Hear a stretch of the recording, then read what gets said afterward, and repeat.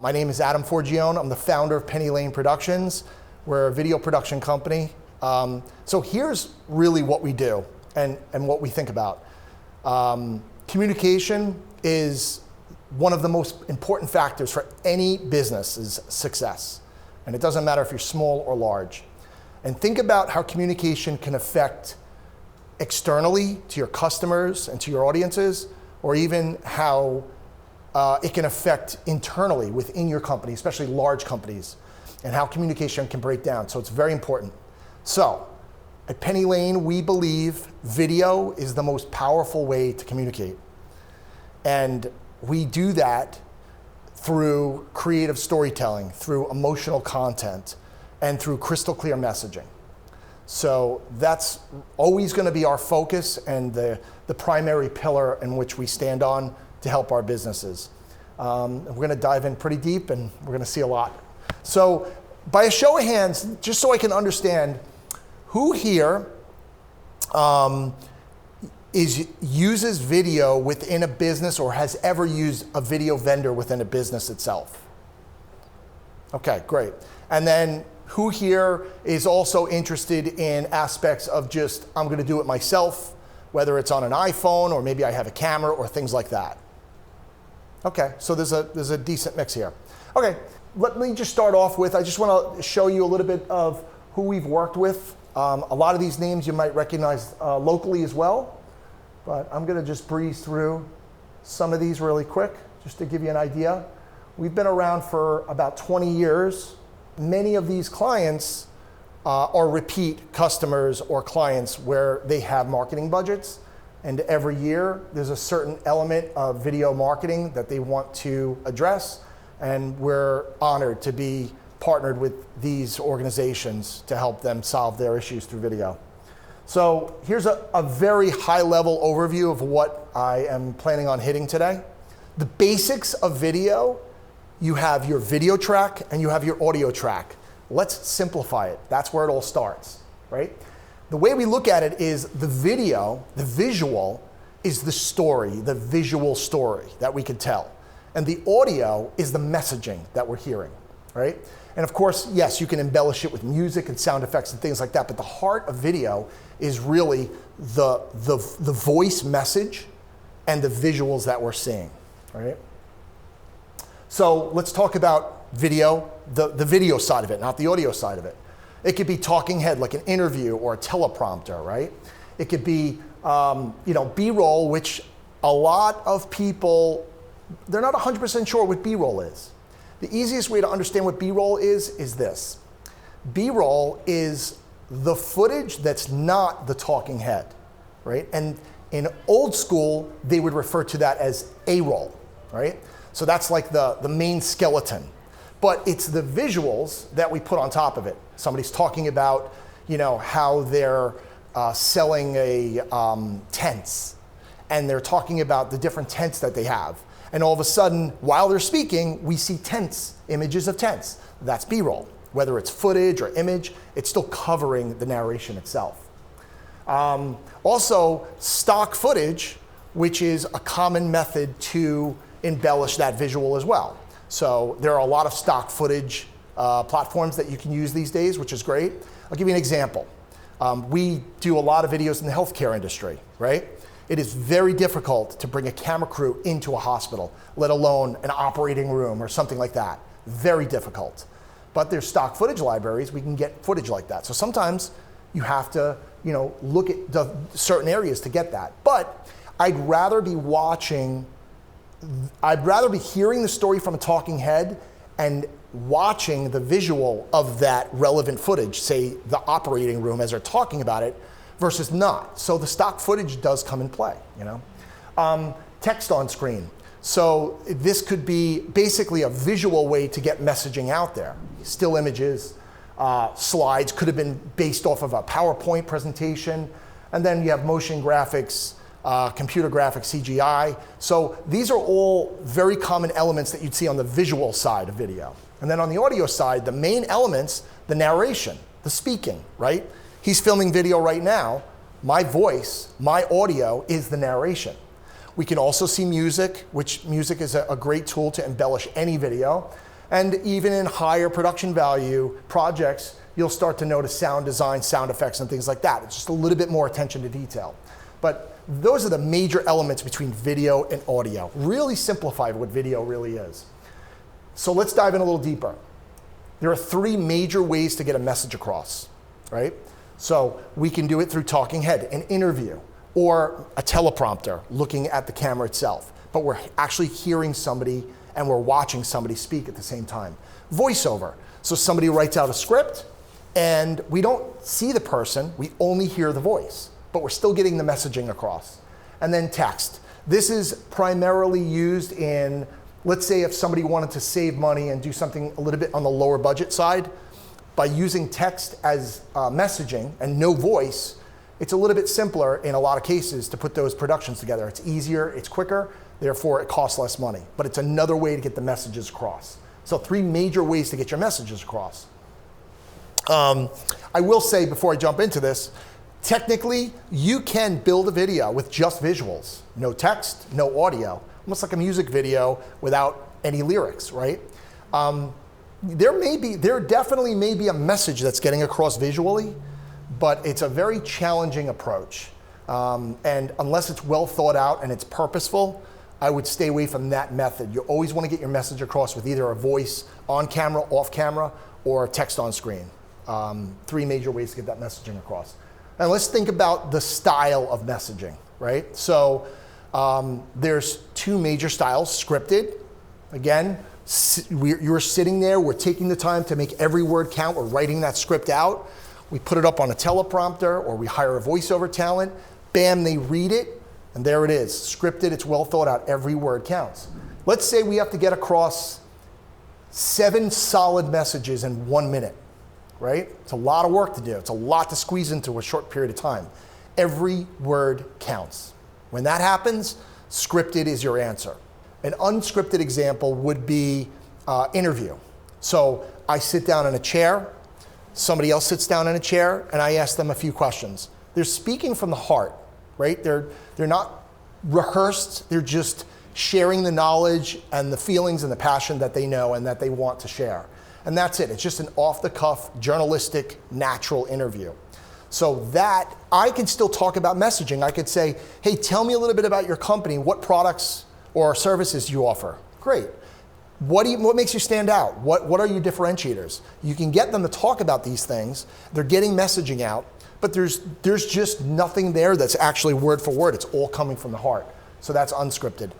Personally, and you'll find this, I'm a huge fan of unscripted. I think unscripted is a very genuine, trustworthy way to get your messages out. And I think in this day and age, everybody's trying to sell everybody every day on something, whether it's an email, a commercial, in-person networking, whatever it is.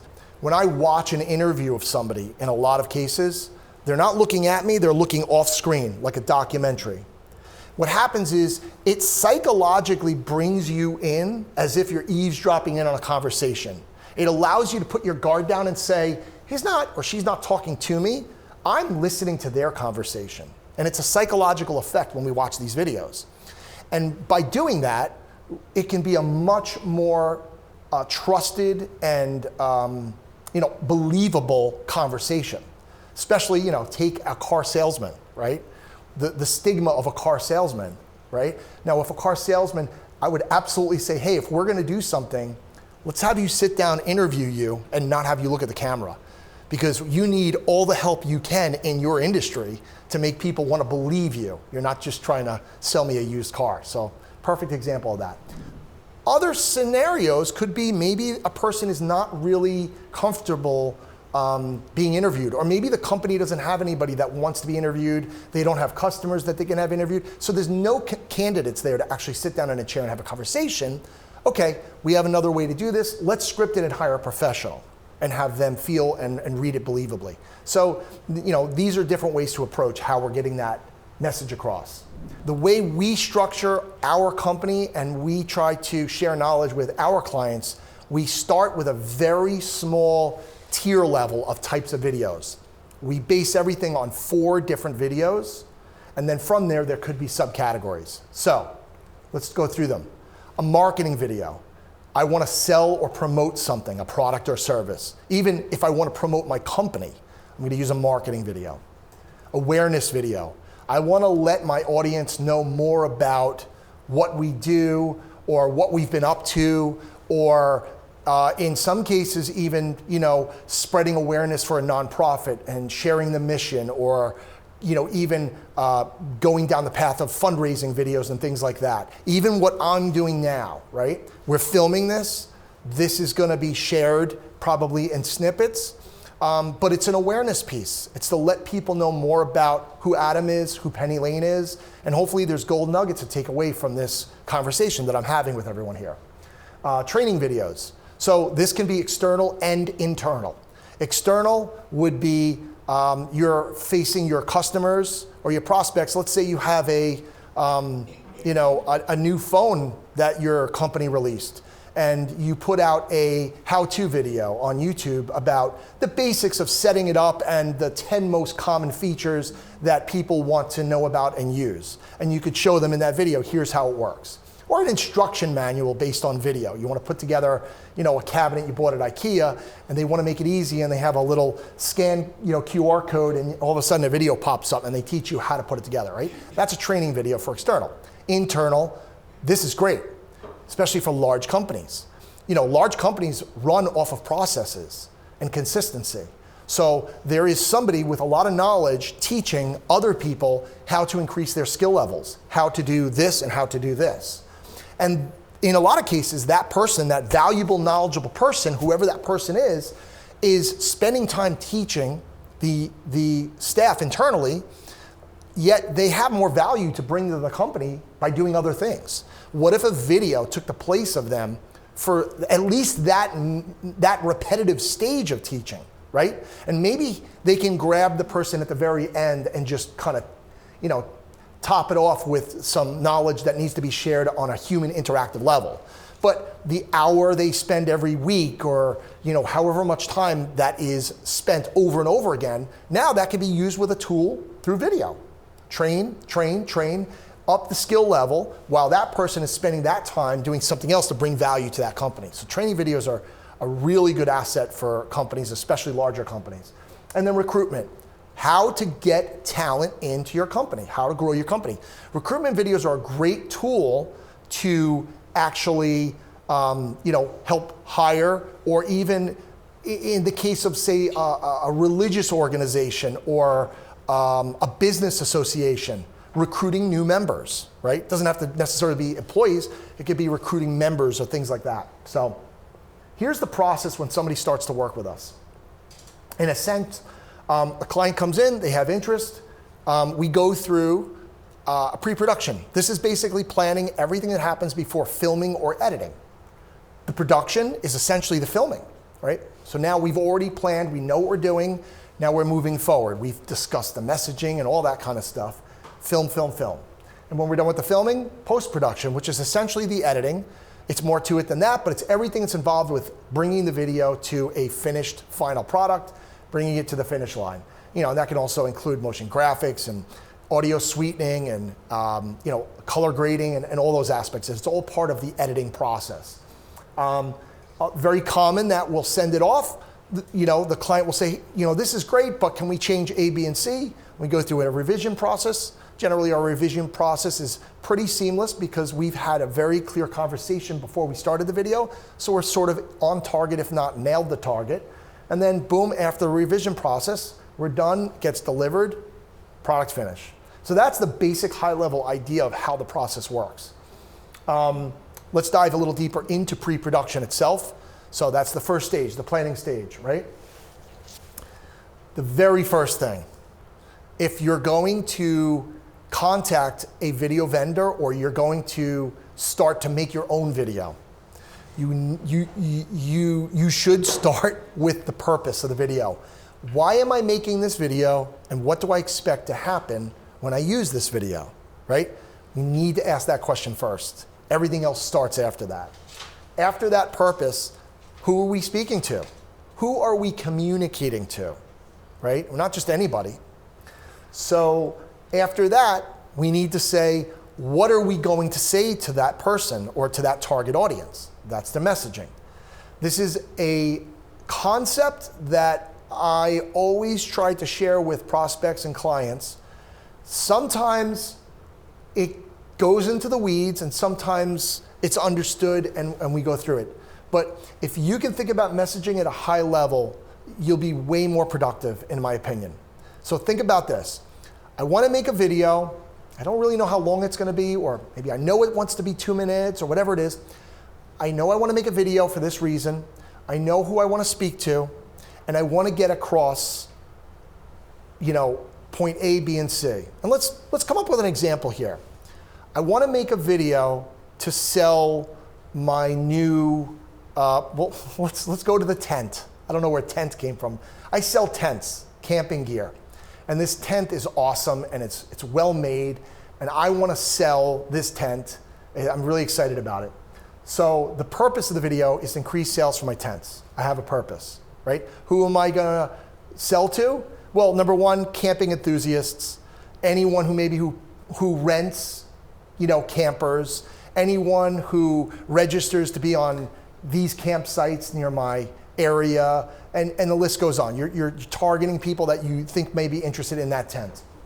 What do I want to get across? I want to get across that my tents come in 3 different sizes. They're well made and durable. They're made in America. They're very affordable, and in most cases less expensive than our competitors for comparable tents.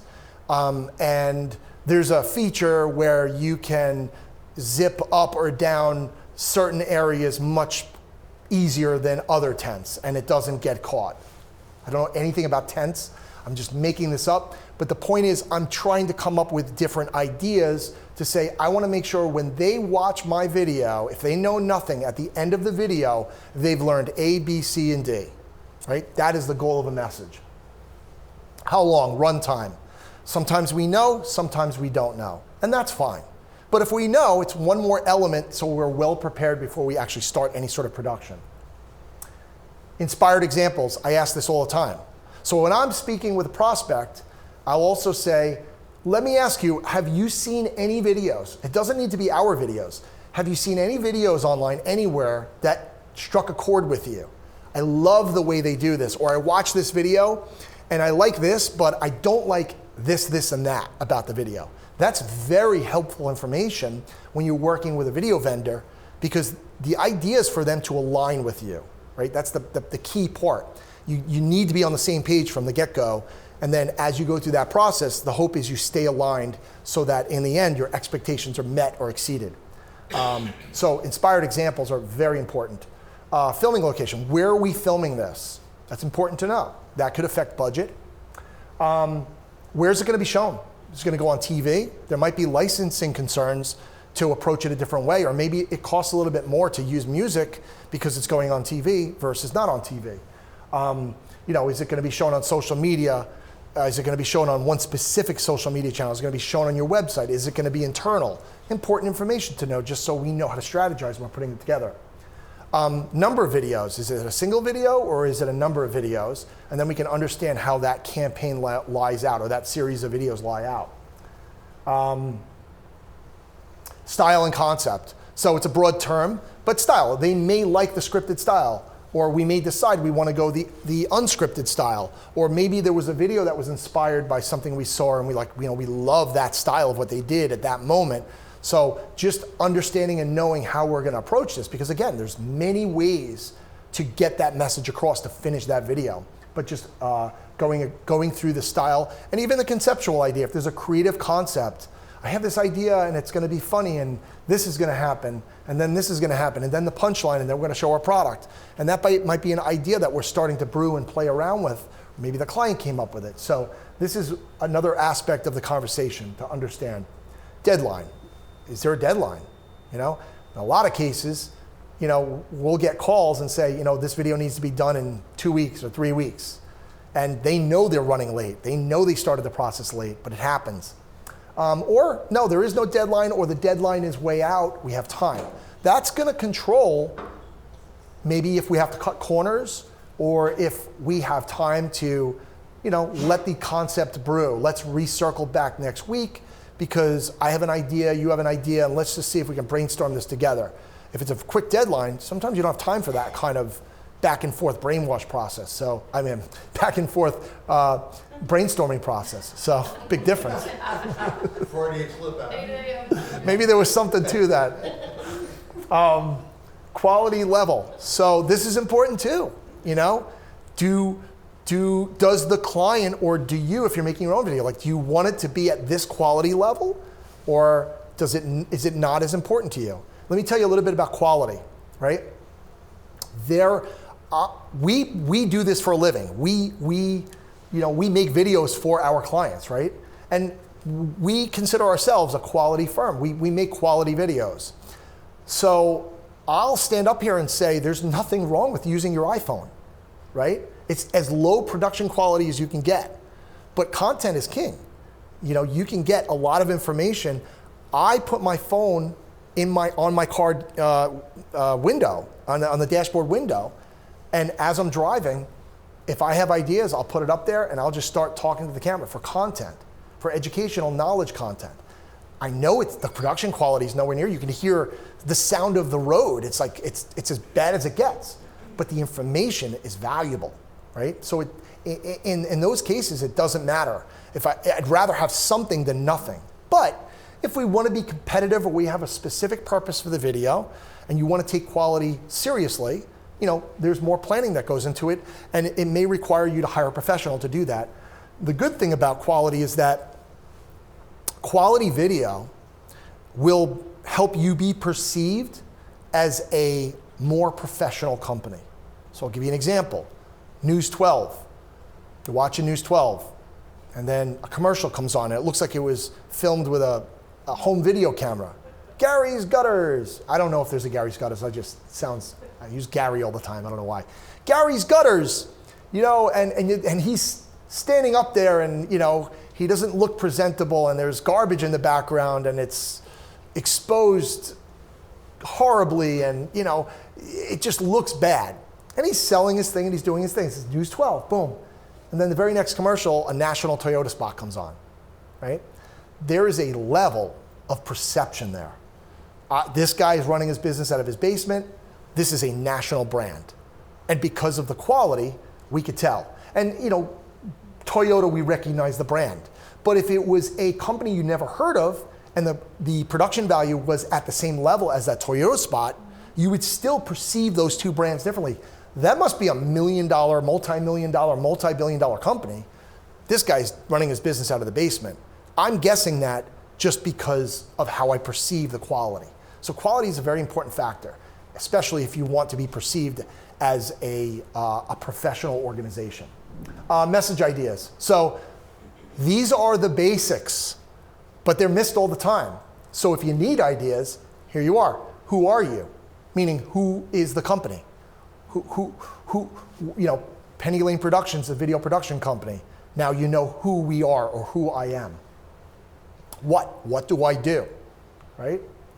Why? This is a big one, purpose.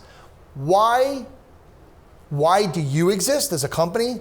Or if you're selling a product, why does this product exist? What made you invent this product? What caused this to happen? Purpose is a really big thing. And a lot of times, a really cool backstory can come from a why. It could be something you invented in your bathtub and you played around with it for a few years and eventually got a patent on it. But because you were always dealing with this problem and other people around the country deal with this problem all the time and there's nothing out there on the market, I was toying around with this idea and I invented this thing, and now it's something I sell, on my store or on Amazon or whatever it is. And that was the why I created it, why it exists. How? How does it work? The process. In some cases, we really do need to explain, how something works so that people can understand a little better and say, you know what, now it makes sense to me. I'm more interested, I'm going to contact you. I'd like to learn more about coming on board or maybe buying this product or service. Features. So features and benefits generally go hand in hand, right? Sometimes they're mixed, and sometimes people don't even realize they're mixing features and benefits. So a feature I'm going to give you an example, and I'm going to tell you a story, because the next one is benefits. I'm going to tell you the drill story. Now, it's not a story I made up, but it's a story that exists within the sales community. The drill story goes like this. I go to Home Depot to buy a drill. And there's a lot of different drills. There's different colored drills. There's different quality brand name drills. There's drills with different speed levels and different power levels. So there's a lot to choose from. Well, the speed, the color, if this thing goes in reverse, if this thing is rechargeable and this one needs to be plugged in. These are features, right? None of these are benefits. I'm not at Home Depot to buy a drill. You know what I want? I don't want a drill. I want a picture on my wall. That's what I want. I want to I want to drive a screw into the wall, and I want to hang up this beautiful picture. That is my end result. That is my benefit. So the drill is just a way to get to my benefit. When you have your company, when you think about the things you sell, don't sell the feature, sell the benefit. Sell the feeling the person had.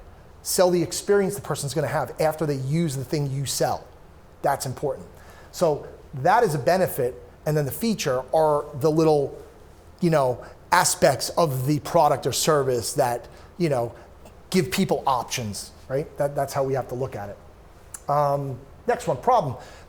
The very basics. The video is meant to solve a problem, and here's the solution.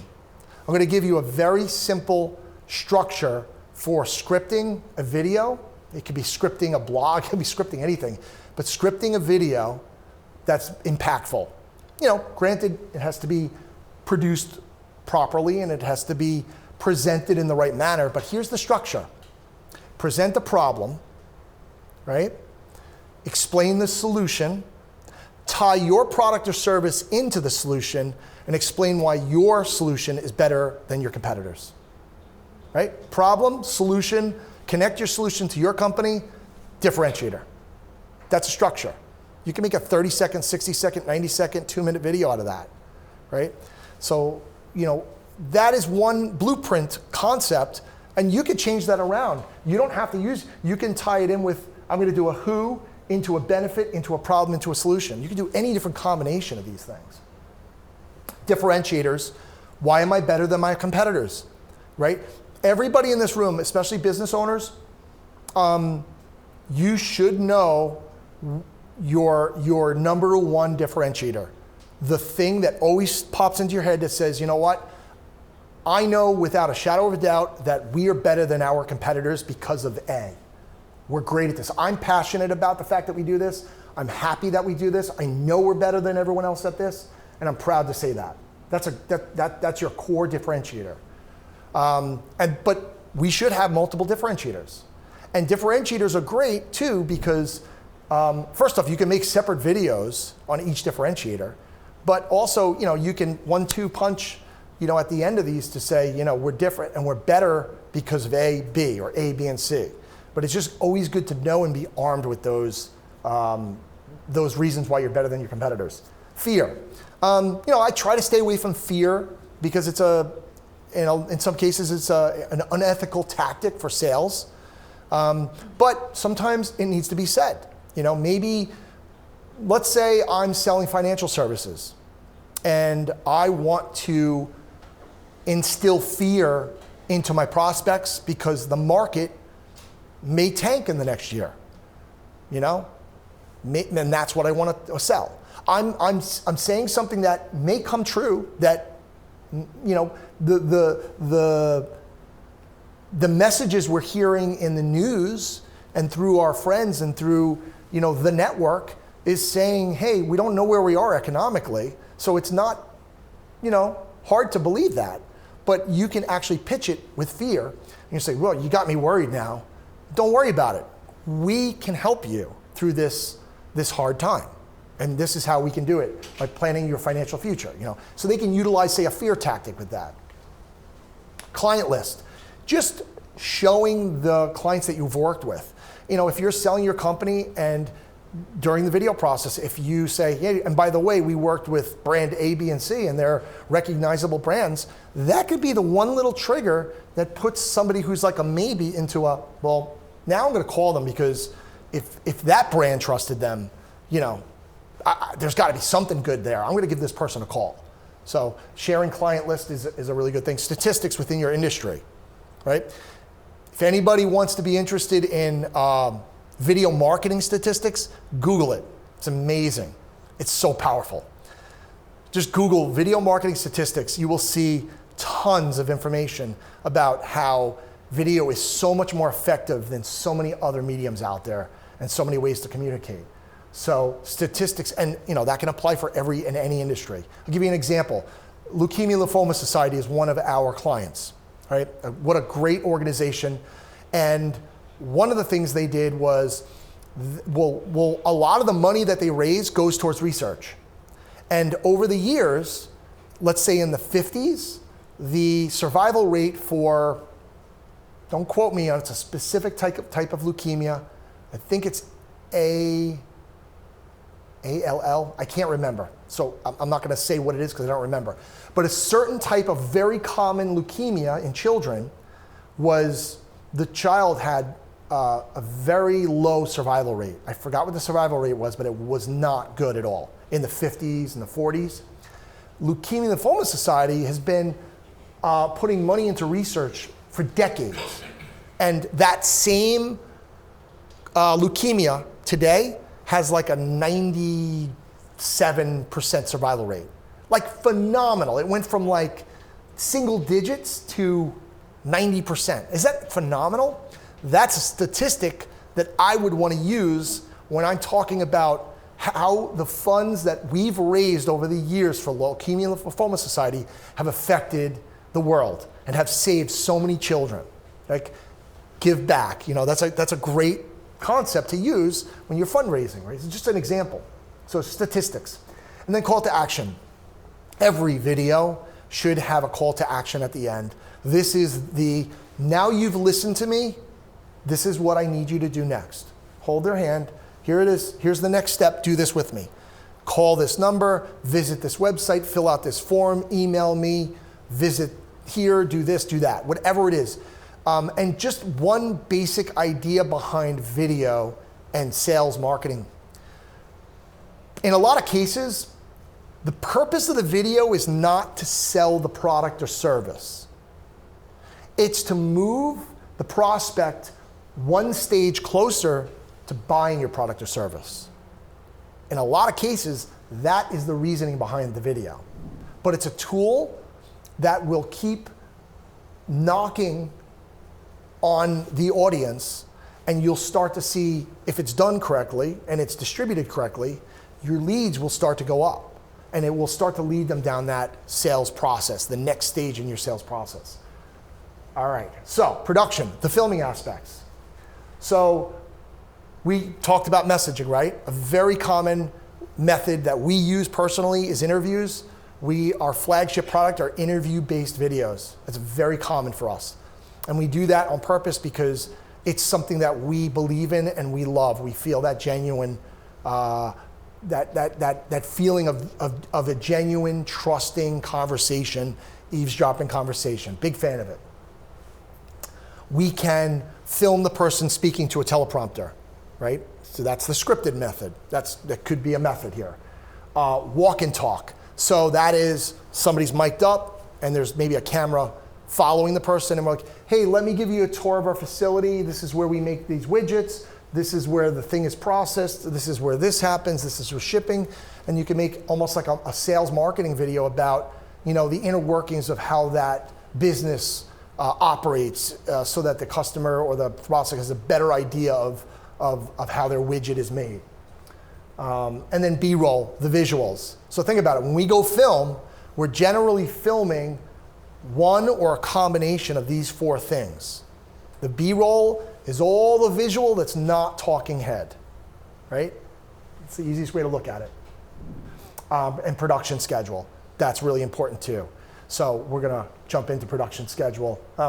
It'll come up. But production schedule, this is something that needs to align with expectations.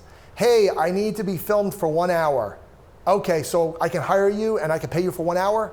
Doesn't work like that. There's setup, there's breakdown. If it's a full day, there's a lot more involved in that. This is real. 30 minutes to load the gear in. And if we're gonna do this professionally, you're hiring a professional, why not do it professionally, right? We're lighting the interview right. So 90 minutes to set up an interview. That's pretty common for us. That's setting up lighting professionally, audio, framing, composition, taking into consideration the background, maybe the original room that we thought we were gonna be in. Now that we're there, realize that's not the best option, but you have a better option over here. So that 90-minute process, we're talking 2 hours before we even hit record. Now, a 45-minute interview is a very standard amount of time for an interview to get, a reasonable amount of information out of somebody.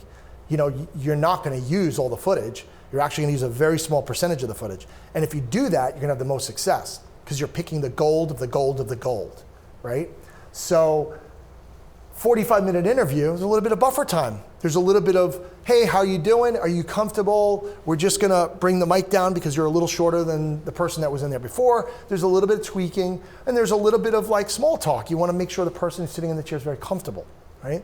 So you gotta give a little buffer time. So 45-minute interview, you gotta think of it, okay, from 1 to 2, let's film this person, right? And we'll get the interview done in 45 minutes within that window. And then we wanna film, oh, I forgot about B-roll. We want this video to look like this. We just need these people filmed. Like, well, have you thought about what else is gonna be in the video besides the 3 talking heads, right? We have to film B-roll. So, in this case, maybe there's 3 hours of B-roll that we mapped out because we know what the messaging is. And now we say, well, you talked about the messaging and you're making the widget in this room. Well, we wanna film the widget being made. We wanna at least show journalistic shots of it being made so that while you're speaking about it and how well it's made, we can actually see the visuals. We're not looking at a talking head, and so on, based on all the messaging and what relevant visuals we can show, what relevant B-roll. If it's a full day, crew's got to break for lunch at some point. Everyone has to, right? Well, most people. I break for lunch, as you can see. So 45 minutes for lunch, right? Pretty average. And we also got to pack up all the gear, 30 minutes. So think about that. 2 hours, over 3 hours of not filming for example, for a full day. So if this was 3 interviews, this is a 9+ hour day. Very common. I just need 3 interviews, 90 minutes. No, it's not, it's 9 hours. Big difference. That's the reality. And when you do prepare interviews, example, and B-roll this way, where you take the time to shoot it professionally, there's a difference. So, oh, and one more thing, there's the buffer time. There might be like, hey, we want you to film this interview in this room, and then we want you to film this interview in this room, because we don't want the background to be the same, right? You gotta break down gear and reset gear. That takes time. If somebody's budget conscious or time conscious, the background is such a minor aspect, so save the money and keep the interviews in one room. It's such a simple fix. Some clients want the change of the background. They think it's very important.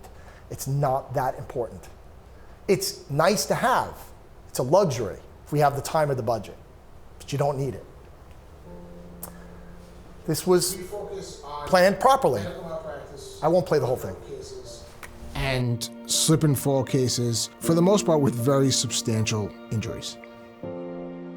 There was a case, it was a terrible wrongful death case where a woman went to the hospital presenting with classic signs of cardiac disease, of an impending disaster. My mother had a mini heart attack and they admitted her. While she was there, they wanted to do a stent surgery. She got admitted on a Thursday. The stent surgery was supposed to happen on a Saturday. On Saturday, they decided to discharge her instead of doing the surgery and pushed it back to later on in the week.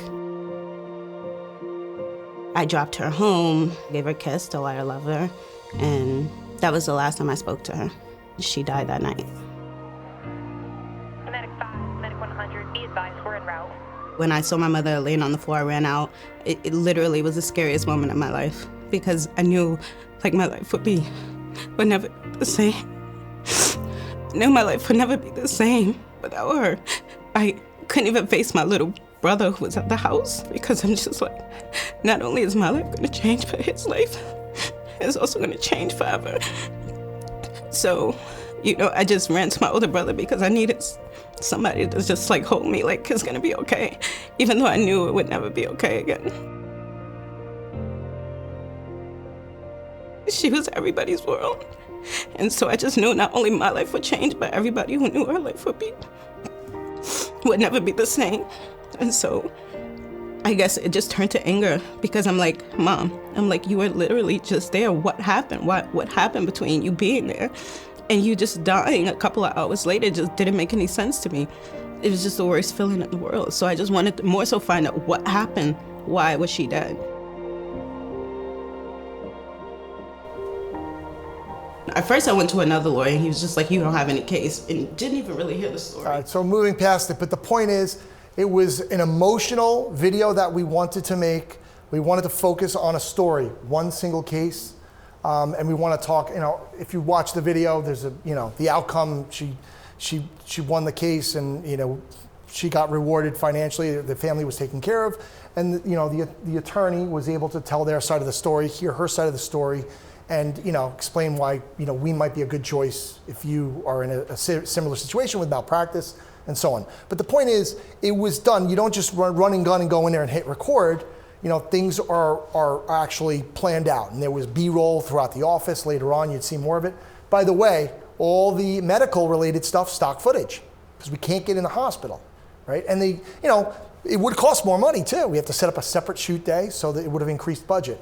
So it was a lot less money to utilize stock footage and a little bit more realistic because we have access to that footage. And then when we can show what we can show, we can film that ourselves. But just an example of like when things are done right, you know, the production value is there. It's where it belongs. Successful interviews. So for those of you who either are, you know, going to work with a company that does interviews, if you're going to be interviewed, if you're going to be the one interviewing, any way you look at it, these are some valuable takeaways here. I'm going to run through them pretty quick. So, eye contact. When two people are sitting in chairs having a conversation during an interview, and in a lot of cases, an interview, the camera is off to the side, so the person's not looking at the camera. We have to make sure the person that's in the chair telling their story is not looking at the camera, not looking at lights, not looking down. Try their best. Have a conversation and look at the person who's interviewing them. So there's an eye line there. So eye contact is important. Don't ever put anyone on film that doesn't want to be on film. I'll always say that. Don't ever put anyone on film that does not want to be on film. And it happens all the time. Every single thing I say today, they're little things and they add up. If somebody follows the majority of what I say and they're doing the opposite, I guarantee you, call me up next month or next year, I guarantee you will see an increase in revenue. I'm talking about over 100 different little things today. You know, if you chip away at some of them, if you change some of them, they're only going to help and make it more successful. Don't ever put anyone on camera who doesn't want to be on camera. So they have to be interested. Hey, would you mind being filmed for this thing? We want to talk about A, B, and C. Yeah, I'll do it. Great. Check it off the list. Perfect.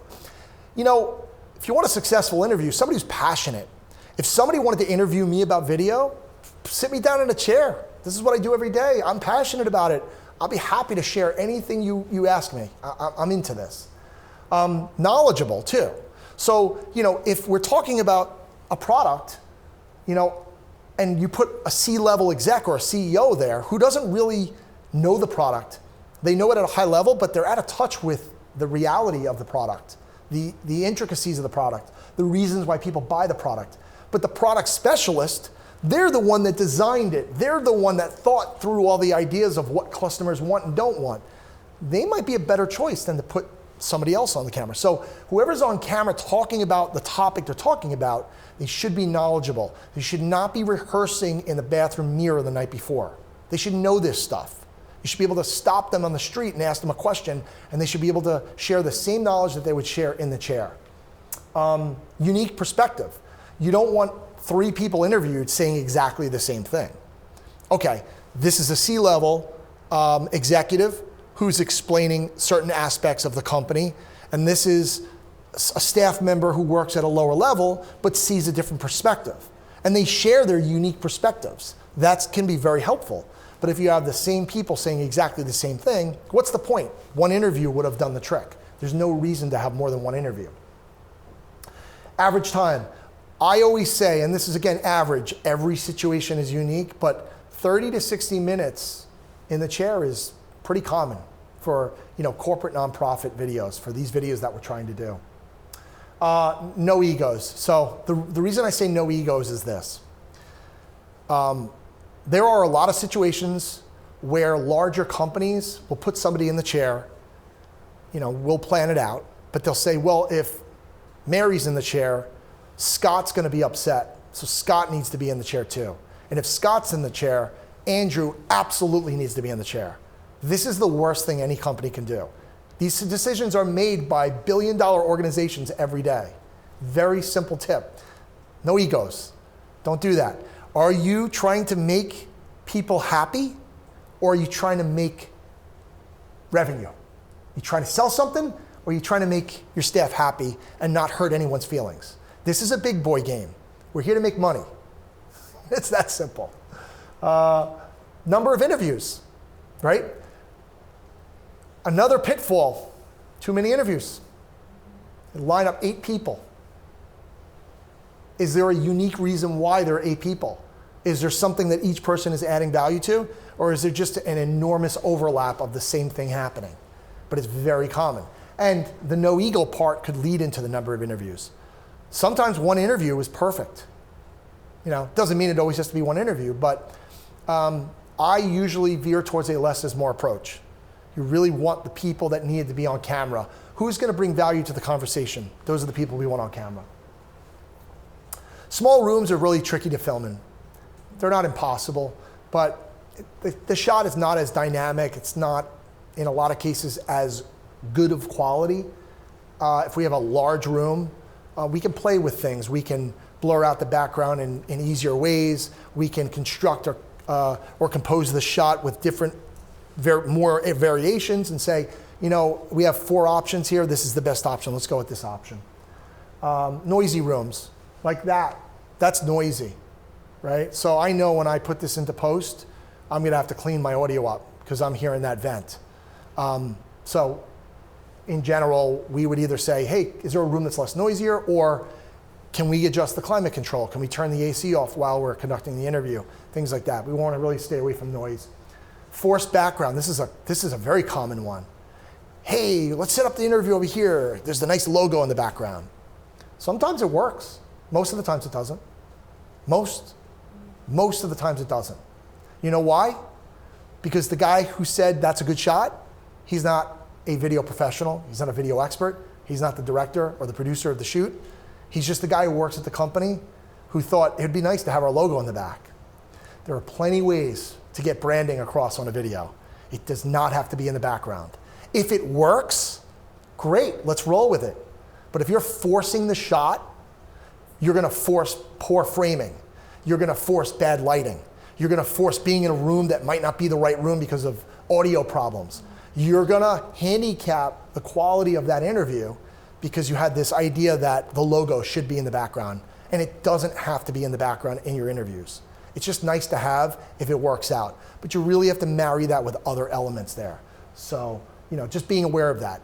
This knowledge, if any one of you work for a company and you're hiring a video vendor to come in, or you're working on a team, the marketing team, and you're hearing these ideas, right? At least you hear the perspective from the guy who deals with this every day and sees that some of the products some of the videos that we create are hurt by the very client that we're doing the business with.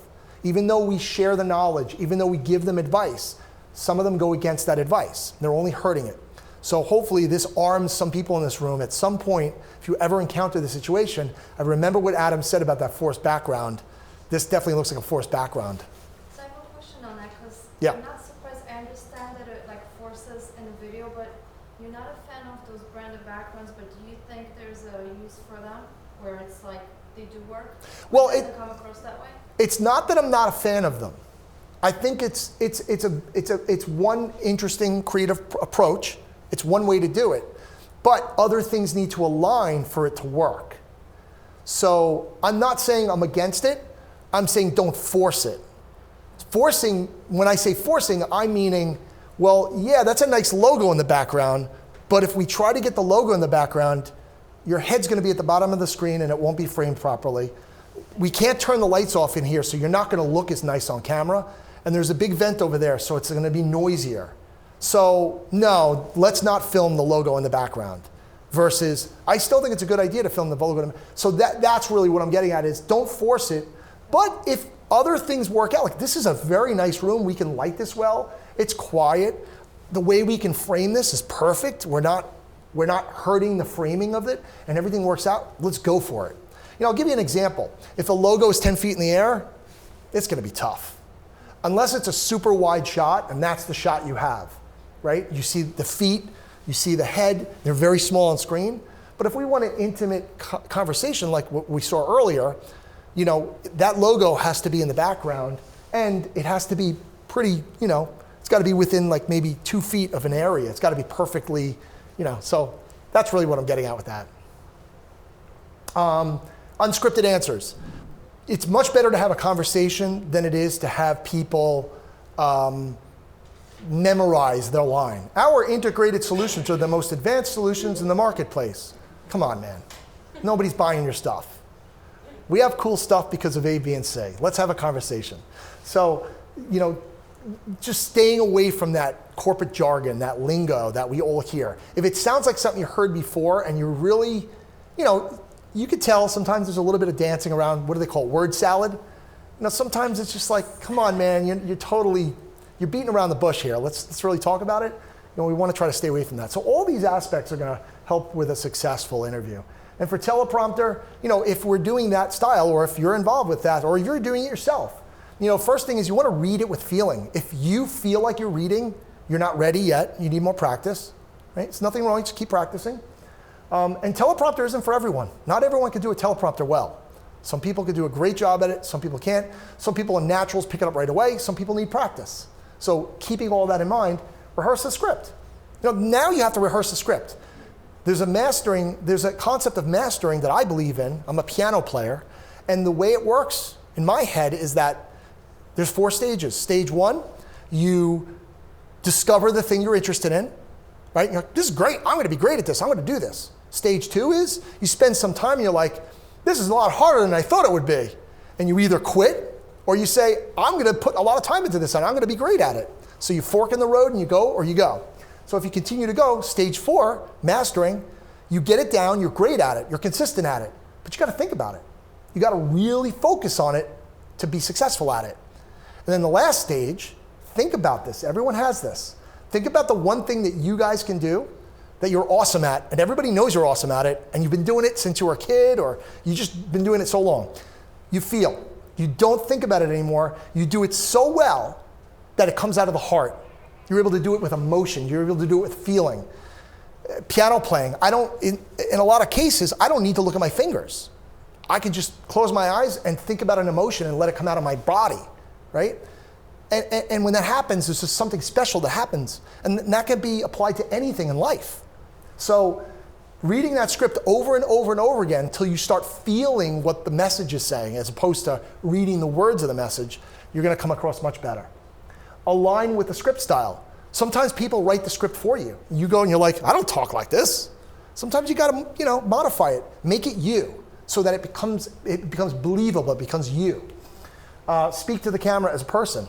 So when you are looking at the teleprompter, which essentially a teleprompter is just the script scrolling down and the lens is right behind it and you can't even see the lens, but you're speaking right to the camera and you're reading the script. When you speak to the camera, pretend that camera is one single person that you're having a conversation with, as opposed to a camera or a teleprompter. And teleprompter practice. Just get a feel for it. You need to, the font's a little too small. Can we make it a little bigger? Let's try it again, Okay, I nailed it. Let's go for it. Let's start recording. Control your tempo too as well. So as the words are scrolling up, you might start to see the words are getting to the top or they're at the bottom. You may need to speed up or slow down your pacing, right? You'll find the right tempo. You can adjust the tempo on the teleprompter, but you want to also get a feel for okay, I'm starting to get to the bottom of the screen. I'm going to slow down, so I'm going to let the words catch up. when they get to the top of the screen, I got to speed up, and in a natural way, but just keeping in mind. So these basic concepts when you're conducting a teleprompter interview, or you're the one actually speaking, are going to help anyone who's behind there doing it. And then B-roll, rule number 1, B-roll, the visual, never enough B-roll. There's never enough B-roll. Hey, we allocated 3 hours for interview and 1 hour for B-roll. No, happens all the time. No, that's another, that's, what are we up to, like reason number 35 why people make videos that are not as good? So there's never enough B-roll, remember that. Always allocate enough time, or allow the video production company to allocate enough time for B-roll. Trying to tell a story and they're trying to be visual about it. Is the staff all in? Very common. Large companies. You show up, let's say it's a company that's got cubicles, right? And you're supposed to shoot that, right? You show up, the crew's ready, you're going, and half the staff is looking at you like, who are you? What are you people doing here? I didn't know we were doing a video shoot. No communication, right? Not only that, half the people don't even want to be involved. Ducking their heads, it's in the shots. They're looking the other way, as they're coming like this. It looks obvious. So you have people, again, never put anyone on camera who doesn't want to be on camera, right? So is your staff all in? Letting people know, listen, we're going to do a video shoot tomorrow. If anybody does not want to be on camera, let us know right now and we'll put you in a different area. We just want people who are engaged, who want to be part of this, who want to put their best efforts in towards this. It's going to really help us grow the business or sell the widgets and blah, blah, blah. But the point is really communicating with the staff to make sure that they're all in. Don't look at the camera. And we'll tell this to everyone too. Hey, we're going to be doing this shoot. Just do your thing. It's going to be really easy. You just block us out. Don't look at the camera. You get the camera comes by and they're like, hey, how you doing? You don't want that. And you don't even the stare like, it looks horrible. And you see one pair of eyes and you're like, this guy is just staring me down, So you want them to look natural, like they're really, in the process of doing what they're doing as you're filming them. And be yourself. This really goes back to, if I'm working at this desk and I'm supposed to be making calls and returning emails, and to do that, just do your thing and be yourself, pretend the camera's not there. And for B-roll, if we want to bring the level of B-roll to a different level, make the video look better, increase the quality production, perceive our brand as a better brand, we put time into lighting these shots, right? We can make it look better if we can control the lighting. And in some situations you can't, but having that as a factor is one more thing that's going to help. And then this goes back to what I said. This is the B-roll talking head mix, like just having enough B-roll. So, we don't want 90% talking head and then a little bit of B-roll. It happens, but if it was planned properly and we really thought it out, maybe we would have been 50-50, So the visual is really powerful because it's the story we're telling. We're watching the story as we're hearing the messaging. Watching the story, hearing the messaging. And so that's why B-roll is so important. Do it yourself. So, whether this is somebody on an iPhone, their own camera, even Zoom calls with a webcam, just basics just to take away because it's important. Every little thing counts. Framing. Okay, so framing. This is called the rule of thirds. This is a basic concept with filmmaking, but it's important for everyone to know this because we live in the Zoom world now. This is a very common thing. Everyone knows how to use it now.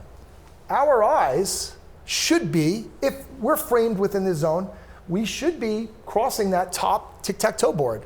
There's room. It could be a little higher, a little lower, but the point is you want to use that as a guide. So that's good framing, right? That's poor framing, poor framing, poor framing, right? So just keep in mind that top tic-tac-toe line, great.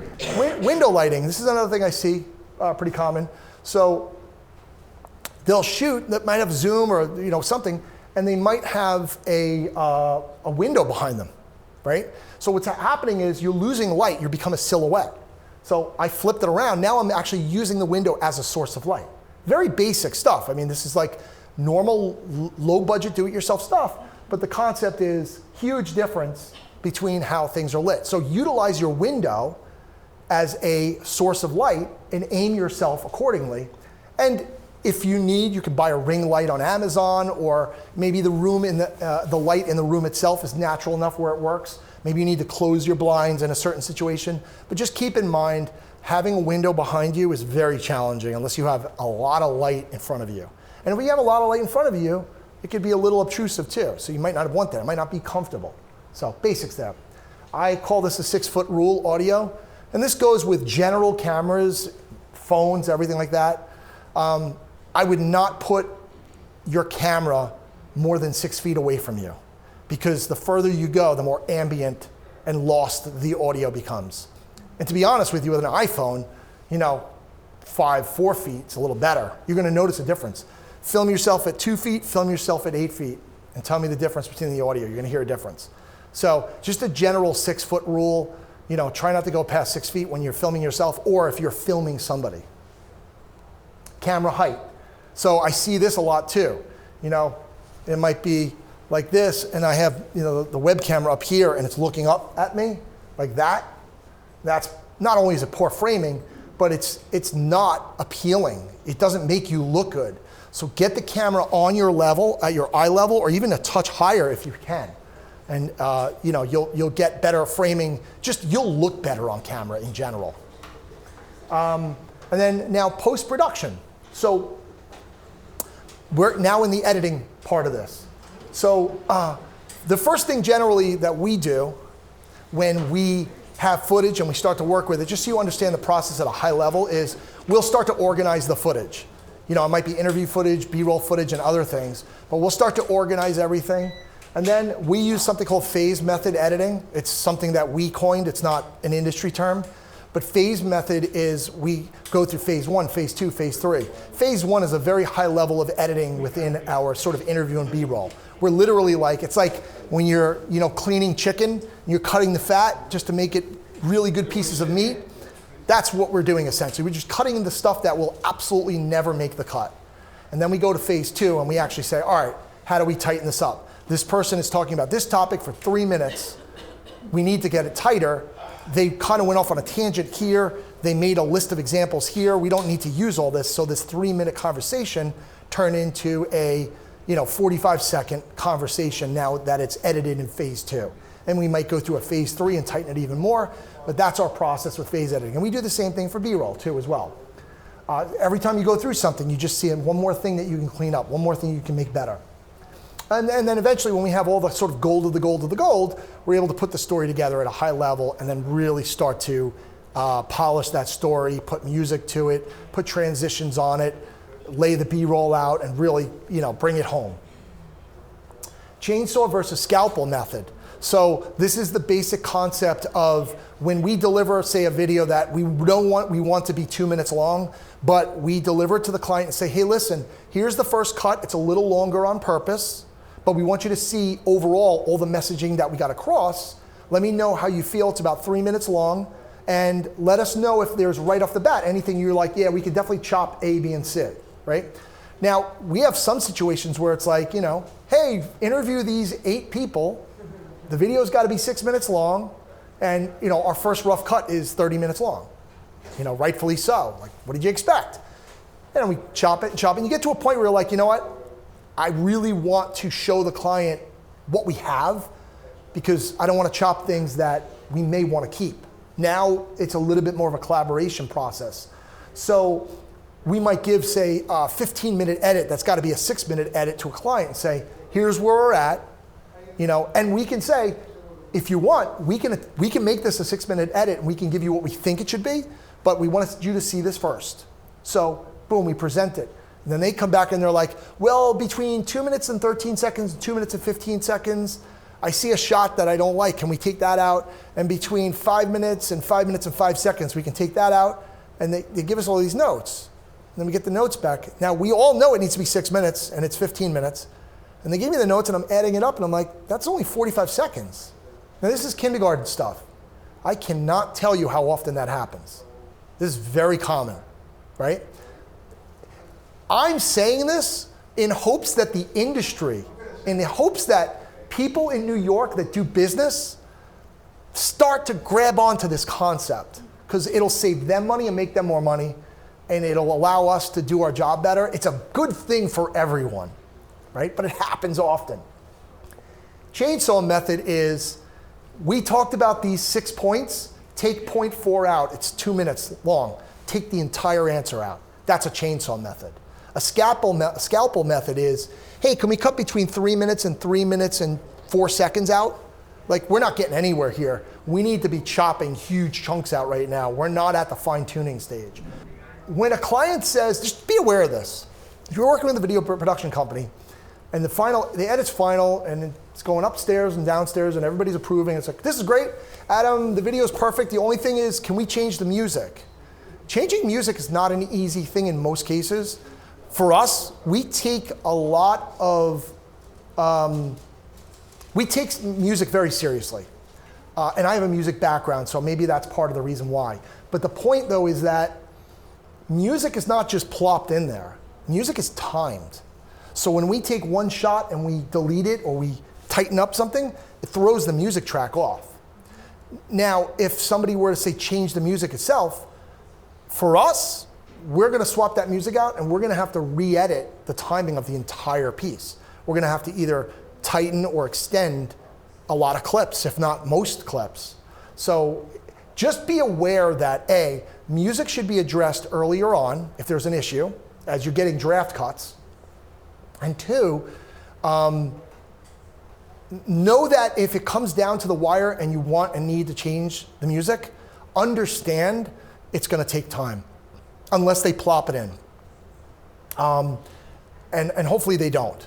But it takes time. So just being aware and conscious that it's time consuming, it's not a simple edit, is going to help you working with video vendors too.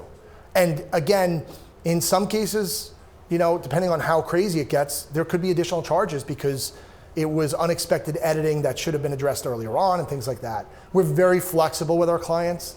We try to stay within the range and we try not to, like, you know, charge extra for things that we kind of came across unexpectedly.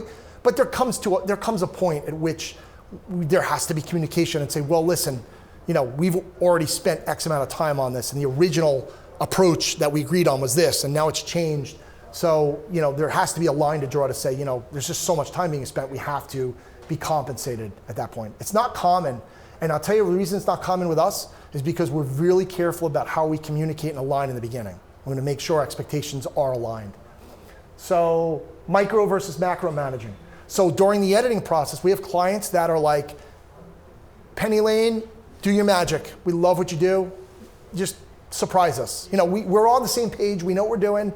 You know what to do with the edit. Have at it and show me what you got. And then we have clients that actually want to see, you know, more raw footage and rough cuts and things like that. So, you know, that's a big part of understanding who your client is. Understanding if they're a micromanager or a macro manager and aligning with that. We're fine, we work with both of them, but it's just important that you might be on the other side working with a video vendor someday and knowing, like, I am a micromanager or I am a macro manager and I need to, like, you know, be communicative about that with them so they know how to work with me. So it's just important for that alignment to be there when you're working with somebody in video. Building out a library. So, thinking about this, one-off videos are not the way to go. A video is better than no video. But I'm wondering if that door, can that door be closed? That? You got it? So a video is better than no video, but the real way to think about it is you want to use video to increase business. Think about building a video library. Oh, okay. No. It's all about building a video library. So, Enjoy your day. You enjoy yours too. Thank you. He's coming.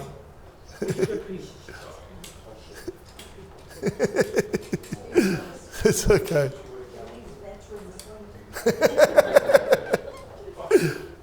So, by the way, sir, thank you for your service. Thank you. Thank you. You can tell him I said that. Thank you. It was a pile of nothing when I was there. So think about building your library out. Now, it's not about one video, right? Think long term. It doesn't have to be done in one day. You can break this up over the course of years to build towards it. But thinking of it as a library, every single web page on your website can have video. And it's very useful to have video on as many web pages as possible, because when somebody sees a web page with information on it and they see a video, hopefully the video basically breaks down what that web page says, what that web page is meant to communicate. And people are prone to hit the play triangle over using the brain power and reading. It's the day and age we live in, right? We're just driven by this. Everything is video in our faces. So having that is really helpful. And there's other benefits in regards to like search engine optimization too, which I'll get into. YouTube, think of YouTube as your master library. So basics. Google is the biggest search engine in the world by far, right? Everything is based off of how you rank on Google. That's what's most important. YouTube, a lot of people don't know this. YouTube is the second largest search engine in the world. It's bigger than Yahoo. Google owns YouTube. YouTube embedded videos on a website, Google loves that. That's going to increase rankings, SEO rankings. So, if you're using Vimeo or other types of things, they have advantages too. But I would, in addition, always have all of your content on YouTube. It's really good for search engine optimization. Basically, people searching stuff relevant to you and finding you on the web so you can get more business. Really important. Embrace all your social accounts. If you're only on Facebook, well, start with there. Start getting your content out on Facebook as well as on your website. Just get it out there. But, embrace, there's a lot to go through. We'll hit all the channels, but there's a lot of other channels to go through, or whatever channels that you're active on or that you have set up, start to utilize those as other methods. There are different ways to get to your storefront, or consider it another window into your store. Video, we talked about this, but video for trainable processes. Any sort of trainable process you could start to think about, it'd be great. We can make a video that can teach people how to do this repetitive task that we have to constantly teach this person over and over. Now we can just give them the link and say, listen, spend a half hour, study this video, learn the process, and let us know when you have it down. Boom. And recruit with video, which we talked about, but very powerful way. So building out your library though, every single one of these videos living on YouTube, and then also living in other areas, potentially on your website or on social media, and just all of that spider webbing through into your brand and just building out that communication. Every time they see a video, you're communicating to your audience here. Share knowledge on mobile video. Like I said earlier, I've been setting up my camera in my car. Poor quality, but I don't care. And I'm saying things that I think are valuable, that might help other people, things that I've learned that have helped me. And I'm sharing that knowledge, and I'm gonna get that out, or currently getting that out on social. And I may even create blogs or web pages based on some of these videos just to have something there. And then, you can always replace that video with a higher production quality version in the future. But again, a video is better than no video. So keeping that in mind. And repurposing, like for example, what I'm saying right now, I'm giving all of this information. Now, when we take this edit back and we could chop this up into, who knows, 20, 30, 40, 50 little mini videos. So we're gonna repurpose this thing. Another way to repurpose too is if you do conduct interviews, your 30, 45, 60-minute interview, and you're using 2 minutes of it in the video, what happened to the rest of the footage? We call that ancillary footage. So ancillary footage is extra interview footage that's left over that was never used for the main purpose, yet there's gold in there. So we take the gold, chop, chop, chop, chop, chop. You can make little 20, 30, 60, 90-second videos that you can get out, just content. He said this or she said this so wonderfully, but there wasn't enough time to put it in the video. But there it is, it's still gold, it's still communication, get it out there. So repurposing all that stuff. And it all adds up. You can see how this kind of spider webs out into a huge library that you can build out, and you just keep building out onto the library. It's just like running ads. If anybody does, pay-per-click ads, you put one ad out for one day, you haven't even gotten started. You didn't get traction. You got to run the ad, Now, obviously, you go through it and you tighten up your ads, you get rid of the weak ones, you strengthen the better ones, and and you just keep, it just keeps going, it keeps working. It's an engine that brings people in, and thinking about video the same way. Just keep feeding that library and growing that. Placement of videos. So, your homepage is a really good place. It's most people's most popular page and primary way to get into the window of your storefront through your homepage of your website. And just having a video on there that basically says in 60 seconds or 90 seconds or 2 minutes, here's what we're all about. Here's about our company. Just really get some, you want to learn more? Start clicking around or contact us or whatever that call to action may be. Like I said, the web pages, really mapping out the web pages. Web pages could be, I have services, I think I said this earlier, I have 4 services I offer. So on the master services page, there's a video. It talks very high level about the 4 services. And then when you click into service A and you go into that service, now there's another video that goes a little bit more in depth about that service A. Boom, you have a service B and a service C and a service D. Blog, you could literally film things, just have ideas about what you think you could share with your industry or with your potential prospects. And you can take that video and you can actually create a blog post out of that video. You can actually send that video, upload it to a company called rev.com, rev.com, and for very inexpensively, you can convert that text, that video to text, to copy. In some programs, they'll do it. It does it for free. It'll actually figure out what you're saying and it'll transcribe it into a text format. And now there's your copy for your blog. You can literally use that as copy. And then, maybe embellish it, maybe tweak it, but you're already coming out of the gate starting with that page, this brand new page that you're building right around this video. And you can continue that over and over, all these different videos. I keep skipping this. Placement of videos. YouTube, like I said, that's your master library. Put everything on YouTube. And then let's go through the channels. So you got YouTube, you got Facebook, you got TikTok. TikTok, a lot of people may still laugh at because it's the latest of the most popular. But just like Facebook, when Facebook first came out, oh, that's for kids. Businesses don't take it seriously. A year later, all of a sudden we start seeing Microsoft on there and Apple on there and HP, and wow, they're actually businesses taking this seriously. And all of a sudden mom gets on there and then grandma gets on there. All of a sudden oh no, Facebook is cool. Everybody's on Facebook and we get advertised on Facebook, And then Twitter comes out oh, Twitter's for kids. What happens? The same exact thing. Oh, Instagram's for kids. What happens? There's money to be made. TikTok's the new one, but it's already there. TikTok isn't new. There are billions of dollars being made on TikTok every day from every age group, every demographic you can imagine. It's a great way to make money in addition to all these other social networks. So Instagram, Twitter, LinkedIn. Direct email, just sending somebody a personal email with a link to a video, Email signature, having a link to your video, maybe an About Us video in your email signature. Every single time your email goes out, potentially somebody can click on that. And then email campaigns. For those who are creating email campaigns, that go out maybe monthly or bi-monthly or whatever it may be, and always putting video. Don't quote me on this because I never measured it myself, but one trick that I learned and that I was told increases open rates is if you do have, let's say, a newsletter that goes out and you have a video that's embedded on there, and generally it's not a real video, it's like a picture of a video with a play button and you click it and it opens up a new link. What's very important about any email you send out, whether it's personal or email campaign, is the subject line.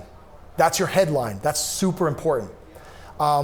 If you put open bracket, all caps video, close bracket, then the subject, or possibly even putting that bracket, video bracket, at the end of your subject line, the open rate increases.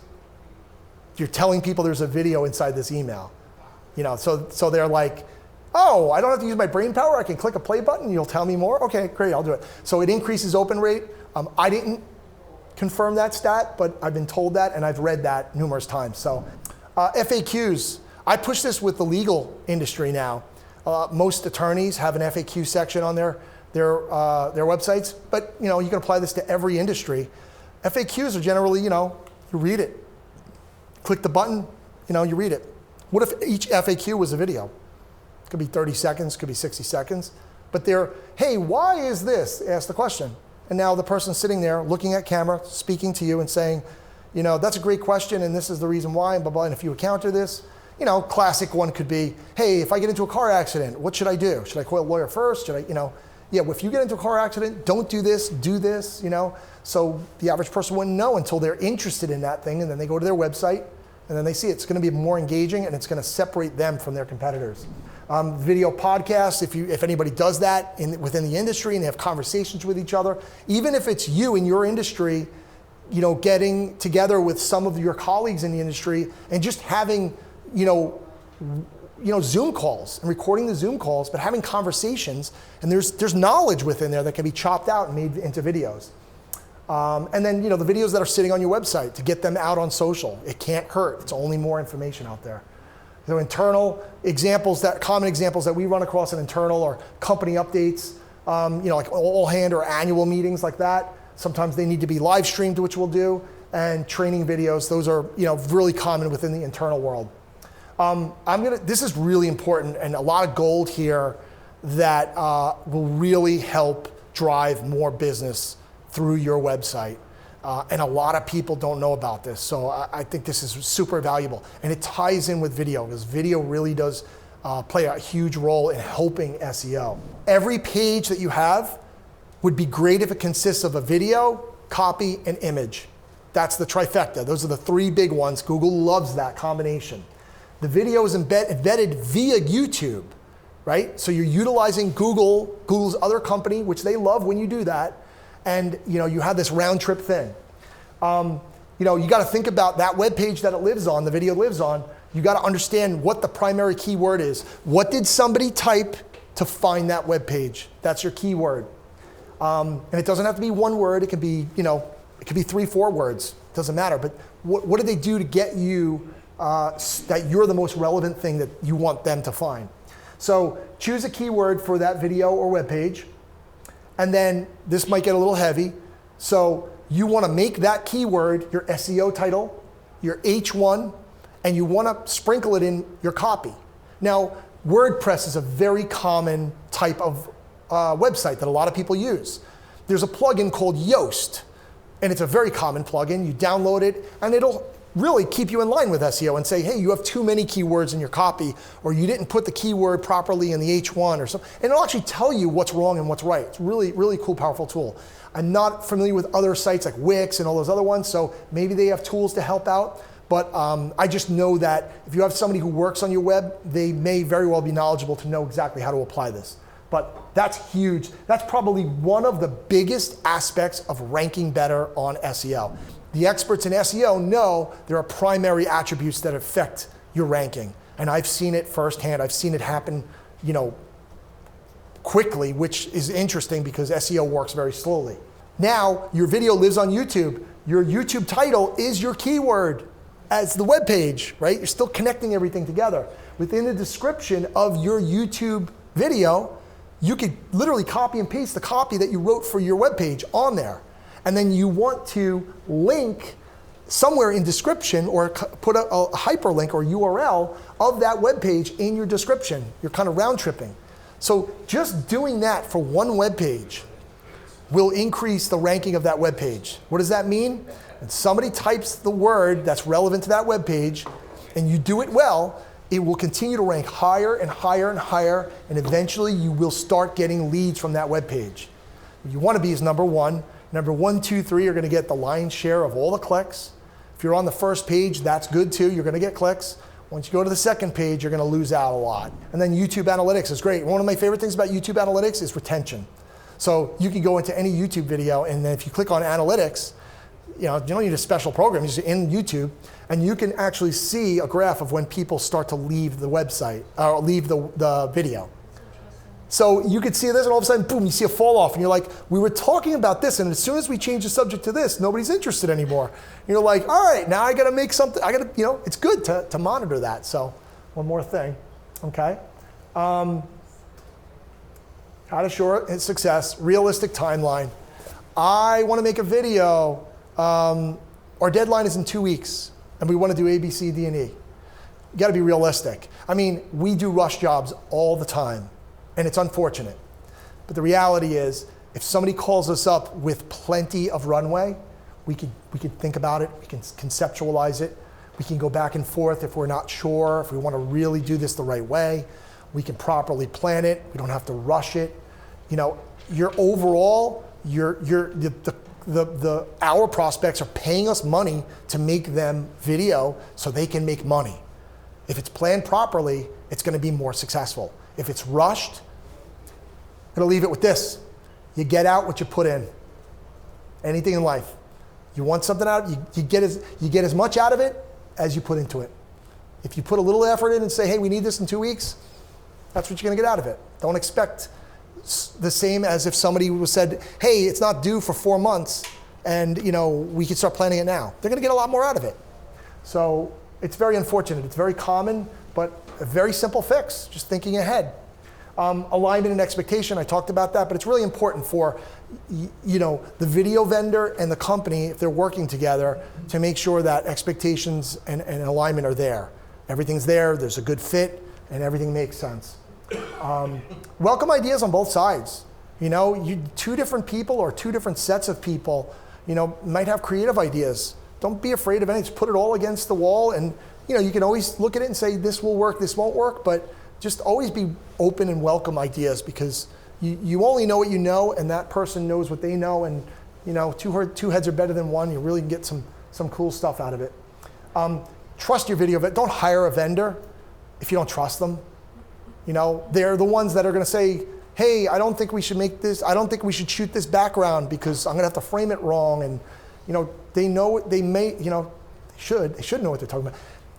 They're professionals, you're hiring them, trust them. If they're going to advise you towards something or away from something, it doesn't mean you have to, but take it seriously, because they're just looking out for your best interest, or at least you should be working with vendors who do take that, look out for you and really, so that's one thing too. Otherwise, you wouldn't be hiring them if you knew how to do it yourself. So just keep that in mind, because there are situations where you can tell there's not the trust there, and you sit there and you say, well, why did you even hire us? It's important for you to trust us, right? Discuss revision processes. So revision is very important. It's very common. It's rare that you actually give a video to a client and it's done. So with revision processes, some people may charge, some people may not, some people may charge a lot. You want to set that expectation too. Now, us personally, revisions, we include a certain percentage of the time that we allocated or estimated for editing free of charge of revision, and we rarely have to charge a client for revision fees. It's really there as a safety net in case it gets out of hand, really gets out of hand. But it rarely does get out of hand because, again, it goes back. We align and communicate in the beginning so that when we come out at the end, what we expected is happening.